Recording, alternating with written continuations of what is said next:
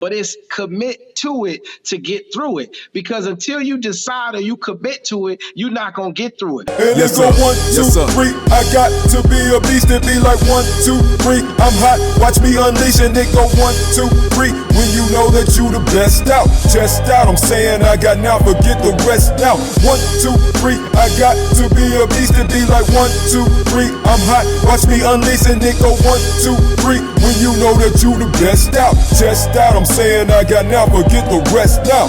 I rap with the soul of Frankie Beverly, amazed on these graceful beats, forever heavenly. There'll never be none after me unless we talking let us see, but get on high notes like I'm lettuce. It's the real dreamer and artist formerly known. What's going on, fam? This is your boy K Noel. Yo, y'all gotta tell me how y'all like that intro. Do y'all love it? Do I need to change it? Yo, y'all keep it 100 with me. So your boy is back. We coming back, Relentless Conversations. Yo, I'm excited for this episode right here. I got one of my guys on, my brothers, man. We met, probably about a year or two ago. So yes. I'm happy to have him on. I'm just going to let him go ahead and introduce himself. What's going on, brother?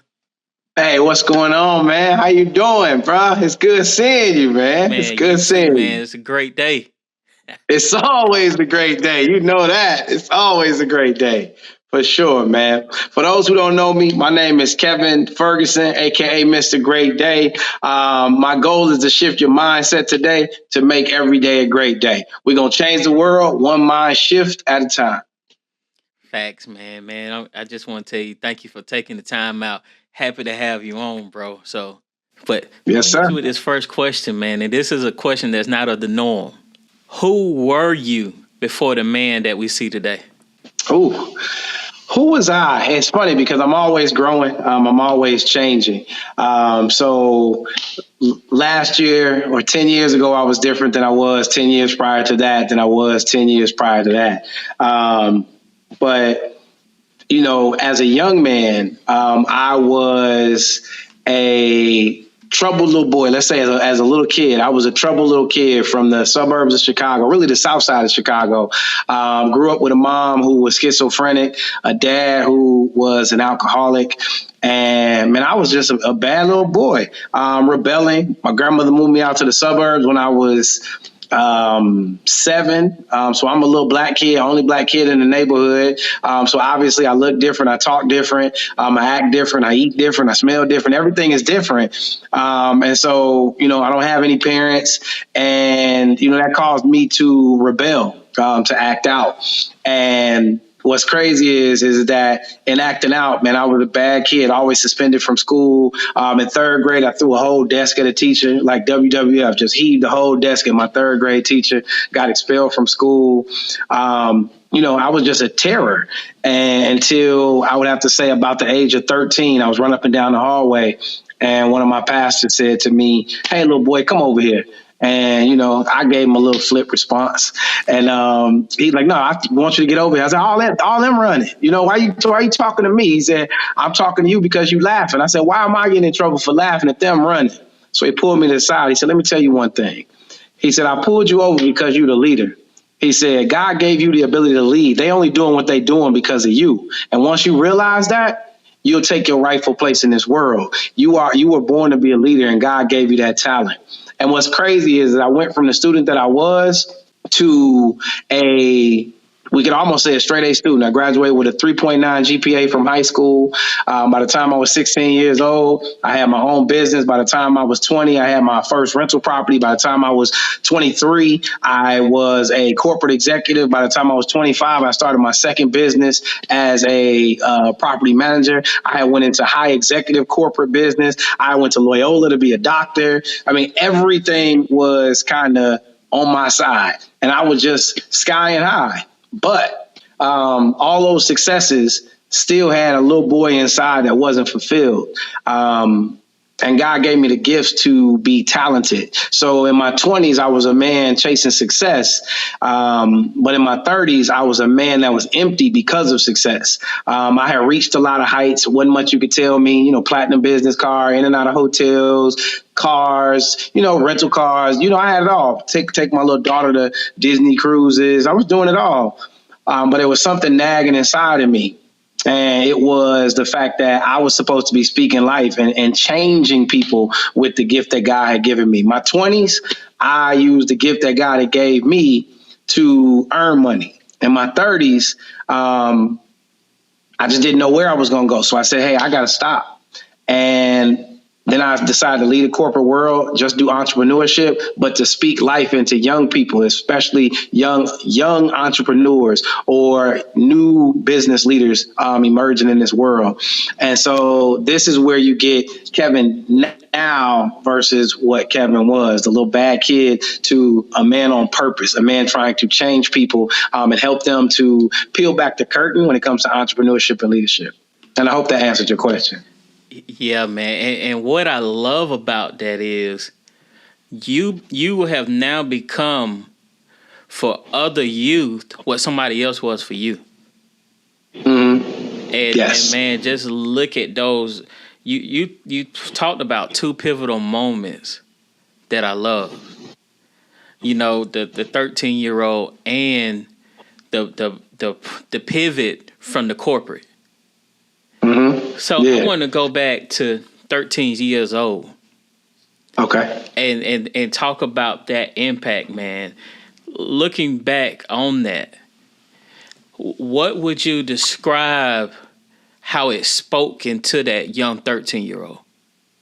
How necessary was it? So people may not understand, but how people talk to you is how you talk to yourself. And so you got to be careful with young people, because how you talk to a young person is how they talk to themselves. And understand that at 10, at 9, at 11, at 12, I was a bad little kid and people were identifying me as a bad little kid. But let's just really get out of the focus of true reality. I may have done some bad things, but was I a bad little kid? And the more you told me I was bad, the more you told me I was different, the more you told me that you're not going to be anything, the more you told me if you keep down this path, you're not going to amount to anything. That's how I talk to myself. And I love these little things that you got going on now where you put the kid in front of the mirror. And with the kid in front of the mirror, they tell him, hey, I'm going to close the door. You say all the bad words that you want to say. And the kid just goes off in the mirror. But that just tells you that kids have stuff in. They just know not to say it. So at 13 years old, what I had bad self-talk.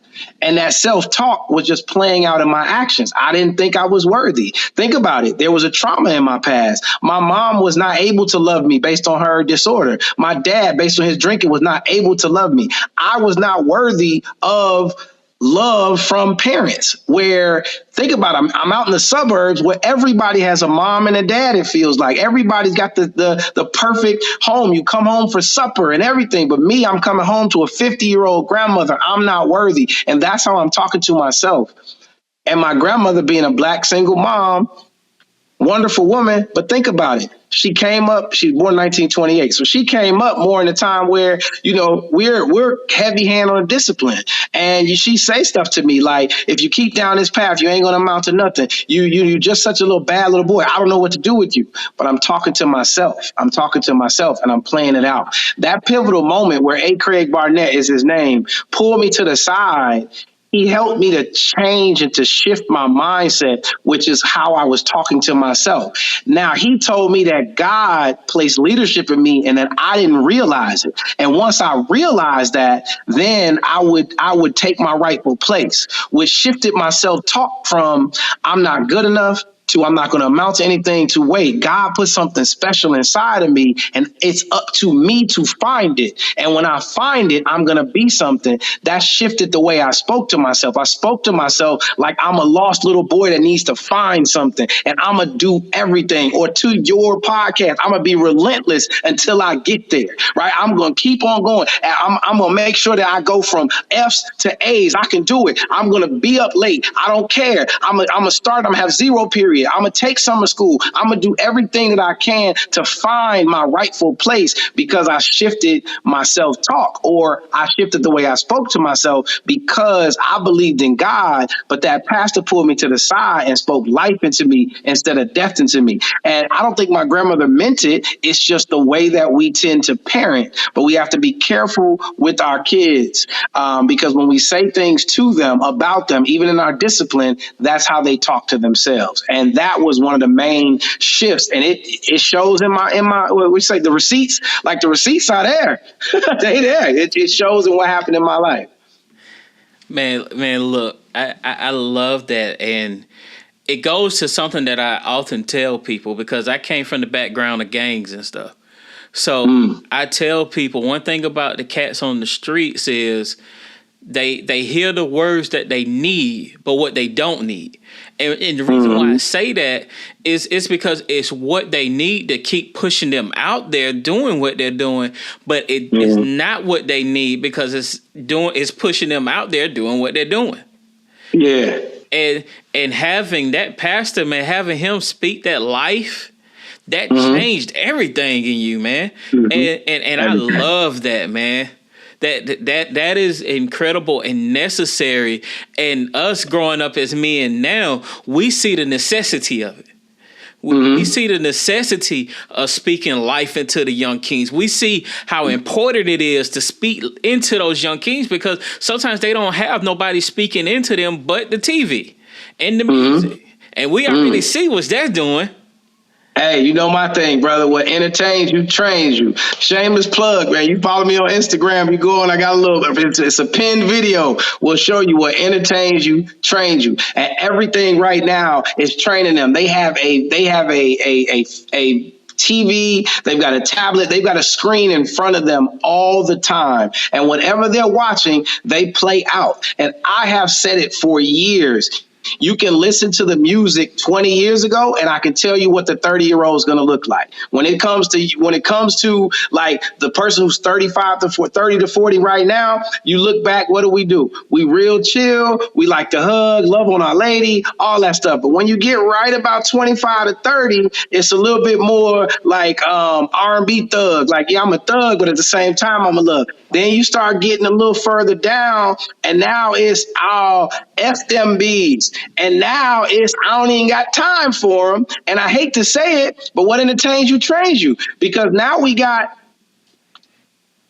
and that's all over the radio now. And so it's playing out in our actions. Like it is now like to the point where you can look at the music and whatever the music has been saying has been shaping the self-talk. And when it shapes the self-talk, it plays out. When the music talks about, man, dear mama, we all loved our mama. It's gone now. Like that type of music is gone. Loving on your lady is gone. It's dissing your lady. And no wonder that our ladies are all out here just being independent and all that. Think about it. What did Beyonce? Independent, throw your hands up at me. 20 years later, guess what we dealing with? Women who are independent, period, because what entertains you trains you, period. So 20 years later, it's no mistake that women are now claiming to be independent because when they were 16, 17, 18, guess what they were hearing that was blaring on their self-talk? And music is the number one teacher. The Bible was not even transcribed for 4,000 years. So the Bible was taught in parables and in song. And because song is such ingrained to your memory, when we're hearing songs at 10, we're playing them out at 20. When we hear songs at 20, we're playing them out at 40. And that's what's happening in our world. What entertains you, trains you. Man, you spoke so many bars right then. Hey, you had me going through my past, man, thinking about some of the music I was listening to, because I was listening to the Tupac, the Snoop Dogg, the Brother Lynch Hung, man. People don't know about Lynch, but all of that had such an impact on me. And it fed my anger and my rage, man. I would literally sit there and dwell in a dark room, dwell in that music, just laying there, letting it feed me. And that's pretty much what the youth is doing now. They're letting this music feed them, and they don't have no Jodeci. They don't have no Forever My Lady. Exactly. Exactly. They don't got that now. Now it's really just, hit it and move on. We ain't thinking about them. Women are for one thing and one thing only, and we own our money, and that's it. And it's showing in our young people. I mean, it's showing our young people big time. But let me say something to the listeners. Because there's no mistake here. I don't know if anybody out there or yourself is faith-based, but I am. But my book says that the way that the devil was set up is that he was the minister of what? Music. Oh, wow. He was a minister of music. Matter of fact, it describes him and said that his chest was like a cello, right? So he's the minister of music. So there's no mistake. He is just playing out what he has done since the beginning of time, controlled through music. And so when we hear things and we're like you said, music can put you in rage. I can be upset, but if I listen to some smooth R&B or I listen to some classical, I can sit back in my chair and man, but I could get mad, and if I put on some 50 Cent, some Snoop, some Pop, after a while, I don't want to forgive nobody. After a while, I want to get revenge. After a while, it's like, man, go get the strap, cuz, right? Ain't that back from, what was that, Baby Boy? Like, let's go do this, because I'm gassed up, because music, the sound of music can change our emotions regularly. So it really goes back to what entertains you, trains you. Facts. So let me ask you this. 13, you made that change. Mm-hmm. And, I like talking about the challenges and, how we had to be relentless. Growing up from that point, what challenges did you face that you had to push through? Well, let me tell you this. When I was younger, the way was just being paved. The Michael Jordans were just becoming Michael Jordans. The Oprahs were just becoming Oprahs. So like the 20-year-old now has almost 10 years or 15 years of the Jordan era that has passed down, the Oprah era, the Tyler Perry era that has passed down. I was in a space where as a 16-year-old boy starting my own business, a 16-year-old black boy starting his own business, everything was set up for me to fail. Like people were like putting obstacles in my way because my parents worked from an affluent background. They didn't understand what it meant for me to make the decision not to go to what I'll call the 9 to 5, but it was my 4 to 10.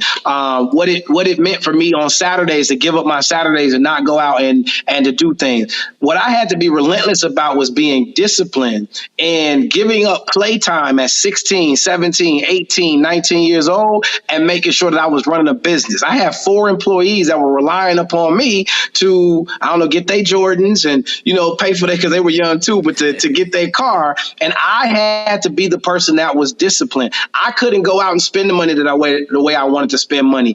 I had to decide every single day, every single weekend that I was not going to stop until the task was done. I had to tell people, no, I can't go out this weekend because what I have to do is I have to make sure that this is taken care of. So in addition to that psychological thing, I'm 19 and I can't really kick it. Now I'm a black man telling a lot of white bosses that I can no longer work this time and this time because I'm running my own business. And my boss, I remember a time my boss came to me and he said, look, we're going to give you a promotion. I told him no. He said, no, we're going to promote you. He's like, we're going to take you from, I think it was like $9 an hour to $12 an hour. You're just going to have to be here from this time to this time. I said, no. He said, why not? I said, I got my own business. I was like, I can't commit to your business and then let my business fail, because if this place closes, my business is still open. He said, look, man, that's just a fad, because it was aquariums. I was cleaning aquariums, cleaning and maintaining aquariums. He's like, that's just a fad and that's going to pass. This is something that's going to be long term. And so I had to be relentless in telling him no, I am going to make this business work. And let me tell you, Kay, the store that I work at is no longer there, but I still got my business. Wait a minute. So because you chose to you betted on you, mm-hmm. and not on this company that looked at like at the time that it was going to be there forever. Yeah.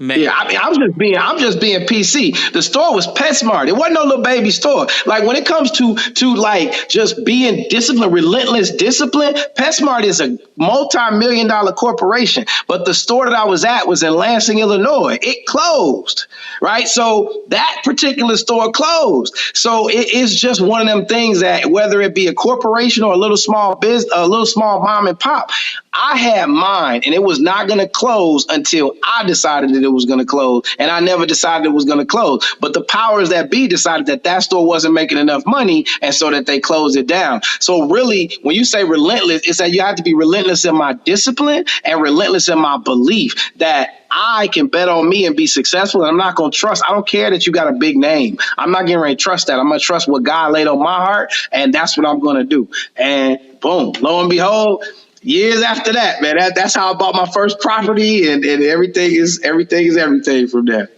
Man, I'm gonna be honest, you speaking to me, man, just thinking about, the importance of trusting what God is telling you to do and following what God is saying and not worried about what everyone else is saying, because one thing about following God's plan, you're going to have everybody on the sidelines trying to tell you, well, that don't make logical sense. And think about Noah, man. Noah was building a whole ark. Yeah. Folks ain't really never even heard of a flood. Bruh, what is you doing? But by faith, because God said it, and because you're following God's plans, look how God has brought you. Look where he has brought you from. And to think about, all of the different phases that we have been through, even just from 2020. And your business is still standing, man. Yeah, for sure. Yeah, I mean, it's discipline. When you ask, what am I relentless with? Relentless with the discipline and belief that my business has a need and it won't go anywhere as long as I continue to market it. So, facts, man. So look, we're going to talk about some more because we still got to get into the corporate. But I want to transition for a minute. So I didn't tell you why I asked you about the questions about who's your favorite speaker. So I had this segment called Let's Talk About It. So all right. I'm going to play a video from one of the speakers that you mentioned. Okay. And what we're going to do, we're going to just briefly break it down and talk about it. Okay. All right, so let's transition into that phase. There seems to be a few determining factors for those who overcome. First of all, they've committed themselves, and commitment prepares you to meet obstacles and downfalls. Because if you made a commitment to do something and disaster strikes or calamities take place or things don't go your way, you immediately start thinking, how do I solve the problem? Yeah, I love it. So for those who don't know, I work with the Next Level Speakers Academy, and I'm on the success team. And I didn't even realize how much Zig Ziglar has influenced me. So I'm on a call one day, and this is crazy, Kay. Yeah. I'm on a call, and the lady is telling me, well, she's like, I don't really know. And I said to her, here's what people don't realize, that you got to commit to it to get through it. And I thought I came up with it. I was like, oh, that was some hot fire, right? But think about it. Hearing that clip and what I sent you about Zig being one of my favorite speakers meant that it downloaded in my brain to the point where I didn't know. It's so far in me that I thought I came up with that. But it's commit to it to get through it. Because until you decide or you commit to it, you're not going to get through it. When it comes to relationships, a lot of times we can't get through relationships because we committed to how the relationship looks. We're not committed to the relationship, and we can't get through it. When it comes to our weight, when we ain't able to lose no weight, because we're not committed to losing weight. We're not committed to it to get through it. And when you quit, you just know you're not committed to it. A lot of times you can't get your finances together because you're really not committed to it. When you committed to it, that's when you're going to stop spending $20 a day on Starbucks and say, you know what, I'm going to make my own coffee. When you committed to losing weight, you're going to get up in the morning and you're going to actually get out there and you're going to run. If it's raining out, you're going to run because I made a commitment to something. If you're going to be a speaker, guess what you're going to do? You're going to say, hey, no matter how rough this thing is, I'm committed to it because it's the commitment to it that gets you through it. Nothing else. If you're not committed to it, you're going to quit. And I thought that was Kev. I thought that was, oh, Mr. Great Day. I was like, woo-wee. But now I heard that. I'm like, man, Zig, you put that in my spirit. You put that in my spirit back when I was 19 years old listening to you. My man. Wow. It's funny how God works, man, in that specific clip. Hey, but the fact is of what we were just talking about a few minutes ago about listening to stuff. Yeah. And, yeah. You know, just right. even add on to that, man. But I'm gonna take my dab at it too, man. And for me, what it spoke to me was about sticking to the journey. You know, as he was talking, that's all I could think about, because think about when we start that journey, just pretty much just like you said, when it rains. And I love the analogy. I love sticking to this analogy of the sidelines, because we got all kind of noise on the sidelines. And that's one thing I think about when you have to be relentless. You're going to face all different kind of obstacles. But what are you going to do when those obstacles happen? Are you going to keep going forward, or are you going to quit right there? Are you going to listen to the sidelines and say, well, maybe I need to jump on the sideline with them? And see, that is the point. That's what the sidelines want you to do. They want you to sit on the sidelines with them because they're not doing anything anyway. So, bro, just sit right here, man. Take this, drink this beer with me right here, instead of focusing in on your purpose. You gotta have that relentless mindset. I can't stress that enough. That relentless mindset is so important, to be focused in, to be locked in, because you know where you're going. And we know that God does not reveal everything that's going to happen between A and B, because if we knew everything that was going to happen between A and B, we wouldn't go through the journey. And that's the thing about it. We never know what we're going to face. Sometimes we can expect something because we have coaches that has been on the same journey as us, and they can kind of tell us what to expect. But then there are those moments that we do not know what to expect, and it just comes and it throws a blow at us. And I tell anybody, it's okay. You're going to have a moment. You may have to sit still for a minute, but don't you dare quit right there. Don't you dare stop right there, but you get back in the race. I don't care if you have to do just one thing that day. You leave no days left behind. I got it right there. No days left behind. Come on now. No matter if it's just one step, no matter how many steps you got to take that day, you're not leaving that day left behind. You're making the best of that day, no matter what. You keep going and you be relentless. Cook. Come on, cook. You cooking now, man. But man, that lit a fire in me from the first time when I found that clip. Just hearing it now, it did something different to me.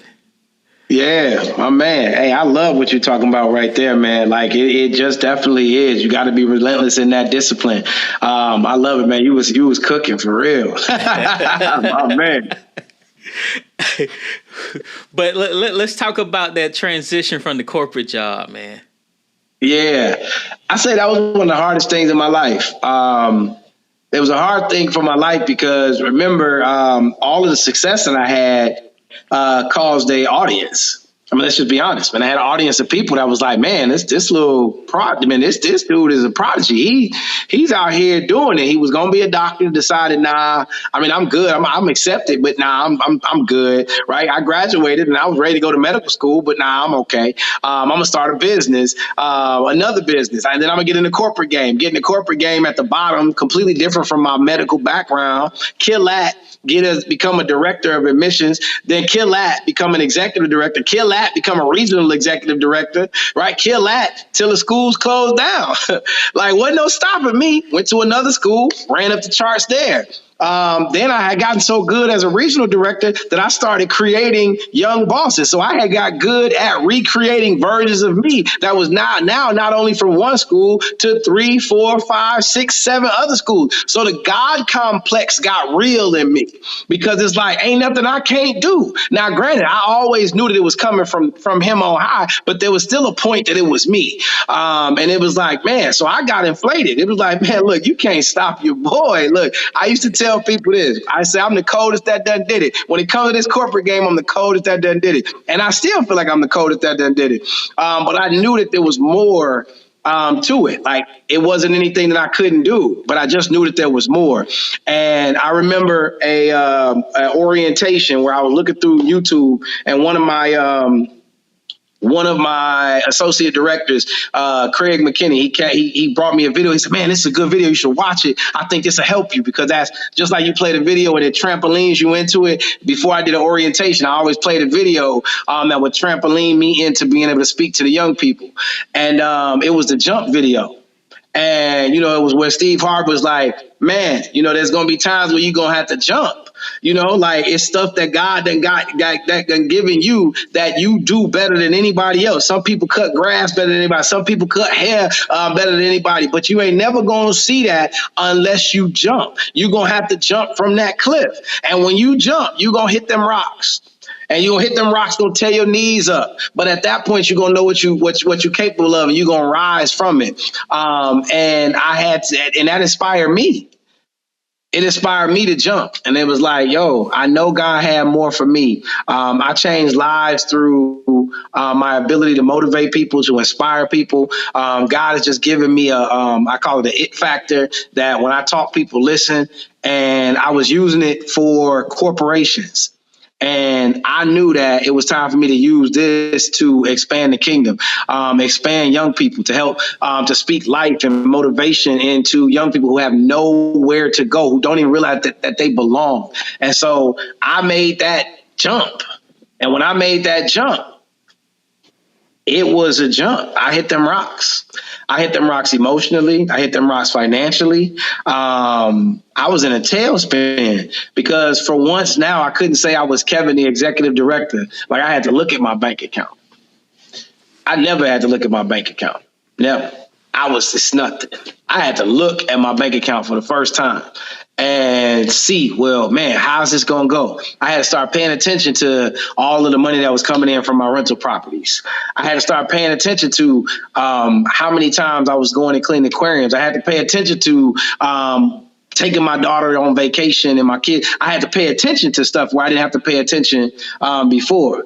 And I didn't realize that God was saying that, a fool and his money shall soon part. But at the same time, being a good steward of your money is also paying attention to what you're doing with it. See, I thought being a good steward of your money was not getting in trouble. Like, oh, I pay all my bills and I pay them on time. I'm a good steward of my money. God was like, nah, but you don't even know where your money goes because it doesn't matter to you. I blessed you with this abundance and you don't care enough about it to pay attention to where everything goes. So that's okay. Now that you get ready to jump out of here and you're going to follow me, we're going to clean you off for a minute. So he cleaned me off financially. It was like, okay. And then people was, man, Kev, because of finances, man, you sure this was the right move for you? So now I'm questioning, should I have even walked away? I'm not able to pay bills or buy a new car like I want to. I'm questioning, man, God, was this the right move? Like, I felt so much better in corporate. Maybe I made the wrong move. Maybe I put man in it. God was like, no. In order for you to get to the level that you want to get to in the purpose, I got to clean some dust off of you. And that transition was so hard because Kevin, the regional director of admissions, who never had to look at his money, was now faced with issues, problems, and people wondering, are you good enough? So now I'm wondering, am I good enough? So I'm kind of back to when I was that little 13-year-old boy running through the hallway. Remember, I said that my self-talk was I worthy? And all that came rushing back. Because notice I never said I was healed from it. I said that I began to talk to myself better. But this jump was like all that came rushing back. And I started to panic. I started to question myself. People was wondering why I wasn't moving as quickly into the speaking thing as I should have. I didn't necessarily know if I was going to be able to do it. What should I do with my money? Maybe this is the wrong move. And my self-talk started to get bad again. And that transition was tough because I didn't realize how over 15 years, a regional director had become my identity. Even though I carry something way heavier in me, it became my identity. And so that was a tough time for me. And luckily, I became good friends with yourself, Chris Crumpler, Jeremy Anderson, and that crew. And I got people around me because all I had was takers from the corporate world. And a lot of times you think your friends are friends, bro. They're your friends for now when it comes to corporate. Because when I was down and out, needed somebody to talk to, like, oh, yeah, bro. Yeah, bro. Never taking the time. Like, I could call you up and we could talk, and if I'm like, hey, man, I'm down, you going to lift me up, right? Chris, he going to lift me up. Jeremy going to lift me up. But that corporate beast makes you think you got friends, but people just looking for a job and a promotion. So they friends to you because they just trying to get on. And so I had to realize and rediscover who Kevin was when I made that transition, which was the hardest 4 years of my life. Man, you remind me of something that I often tell people when I ask them who are they? Aside from being a father, a brother, when you strip all of those different titles from you, at the core, who are you that God has called you to be? And and man, that seems like that moment is what you had to experience. You experienced of being stripped of that corporate title to now to the bear of God showing you who you are. So man, that is amazing, man. It makes me appreciate you even more, man. Just seeing your journey, bro, and seeing how you not only bet on yourself, but most importantly, you bet it on God. And seeing how every little step you took. Yeah, right. When it changed you. and God was with you every step, man. Every step. And he hasn't failed you. And that's relentless faith, right? It's just relentless faith in God, relentless faith in myself. Like even in them low points, like I could have went back and I didn't. And people ask why I didn't go back. And it's like, no, I got faith in that I made the right move. Like I know I was created for something greater. God didn't take a little boy born of a schizophrenic and born of an alcoholic to go ahead and make some corporate dollars and then go ahead and pass it on. Like, no, God didn't create me for that. And I knew that. And I still know that. And it's just having that discipline, just being relentless in knowing what it is that God created me to be. It's like, no, I am not going to stop until I am 100% walking in my purpose. All the money, the cars, the fun, all that stuff going to come back. And I know it's going to come back because I got people like you around me. I got these other people around me that's showing me it's just a matter of time. I got to rediscover myself. So really just being extremely disciplined and relentless about finding who Kevin is and his place in his purpose. And that's what these 4 years have been about for me, man. Man, that is amazing. So, brother, last words, man. What would you have to say to the audience? What I would say to the audience is that, first of all, you have to bet on you, right? Be relentless in your execution when you know your purpose. If you're on purpose and in line with God, you can be determined, relentless, and press through anything. You can get through anything all the time if you just believe. You shift your mindset from doubting itself to believing in itself. And then you have relentless execution on everything that you say you're going to do, and you'll be successful. As Kay said, it ain't about being on the sidelines. They on the sidelines for a reason. Them naysayers, them doubters, they on the sidelines for a reason. You in the game. God got you in the game, and you the quarterback. You the point guard. You the lead, right? And you are the leader. And God put you in that spot for a reason, whether that be at home as a father, whether that be home as a husband, whether that be at church as a choir director, a pastor, whether that be at school as the leader of your class, as a principal. You are put in a leadership role in some space in your life. And you just need to walk in your leadership and be relentless in your execution and what God puts on your heart, and you will find yourself successful. And then it'll always be a great day. You gotta hit. I'm glad you hit that, because you gotta hit that signature, bro. You know that. You know it's always a great day, bro. But bruh, I just want you to know, man, I appreciate you taking out the time to have this conversation with me, man. This has been a fire, enlightening episode, man. You firing me, man. I know, man. You was cooking, man. I can't wait, man. I can't wait to see the replay, but I want to hear that, man. You was cooking for me. I was like, ooh, I couldn't even say nothing. I was like, my man cooking back here. He in the kitchen, boy. He in the kitchen. Hey, one more thing. Where can everybody find you at?